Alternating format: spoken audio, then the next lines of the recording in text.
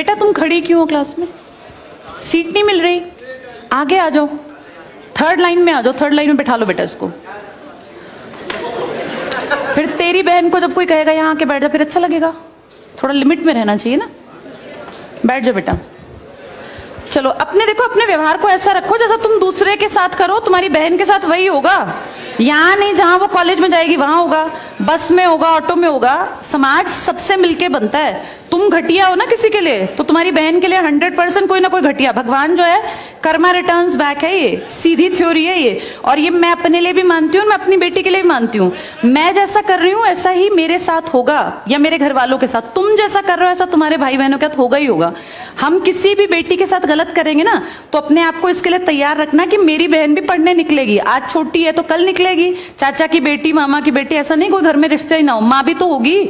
जैसा तुम कर रहे हो ऐसा तुम्हारी माँ के साथ जरूर घटित हुआ होगा। अब तुम कर रहे हो। बड़े अच्छे कई एड्स हैं, उसमें एक जवान लड़का ना सीटी बजा रहा होता है, तो उसकी माँ, देखा तुम लोगों ने वो, उसकी माँ कहती है बेटा मत कर। तुम्हारी उम्र का था वो लड़का, उसकी माँ लगा लो मेरी एज की मुझसे 2-4 साल बड़ी होगी, क्योंकि जो बच्चे 20 के हैं उनके माँ 40-45, उनकी माँ 45 साल तक की होती हैं। तो लगातार सीटियां बजा रहा है। उसकी माँ उसको कहती है बेटा मत कर, वो इरिटेट हो जाती है। तो वो फील करता है कि मेरी माँ ऐसा क्यों, मतलब क्यों चिढ़ रही है सीटी बजाने से, घर में बैठ के बजा रहा था सीटी। तो उसकी माँ को याद आता है कि जब मैं रोज बस स्टॉप पे जाती हूँ, 45 साल की अधेड़ उम्र की एक औरत, एक घटिया लड़का, मतलब ऐसे नहीं होते बिल्कुल ही घटिया जिनकी परवरिश हो, वो रोज उसको परेशान करता है, उस 45 साल की औरत को।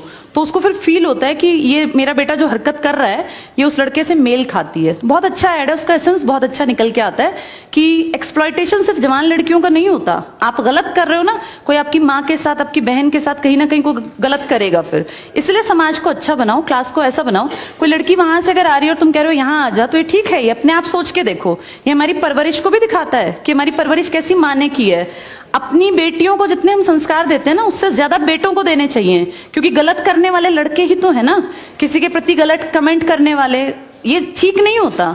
इतने काबिल बनो कि कोई तुम्हारे साथ बैठना चाहे। तुम्हें ये कहना पड़ रहा है कि यहाँ के बैठ जाओ, तुम कोई वो छिछोरे 70-80 के दशक के लड़के थोड़ी ना हो, पढ़े लिखे 21वीं-22वीं सदी के लड़के बैठे हो। तुम कोई बच्चे नहीं हो। अब अपने व्यवहार को इतना अच्छा बनाओ, क्योंकि जब गलत बात बोलो ना तो ये सोच के बोलना कि मेरे घर में जो औरत है ना उसको ये सहना पड़ रहा है कहीं ना कहीं। तुम ही लोगों ने समाज बना रखा है, इसको घटिया बना लो चाहे अच्छा बनाओगे तो पूरा समाज अच्छा बन जाएगा। घटिया बनाओगे तो तुम्हारी माँ को भी 100% सुनना पड़ता होगा, क्योंकि ये कर्म है, ये किसी को नहीं छोड़ते।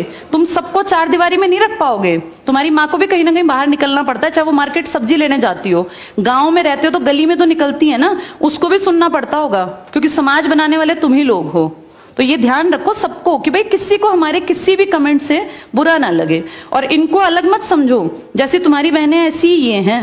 पसंद आना कोई अलग बात होती है, पर व्यवहार अच्छा रखना चाहिए। तुम्हारी परवरिश अच्छी माने की है, कम से कम ये दिखा के चलना।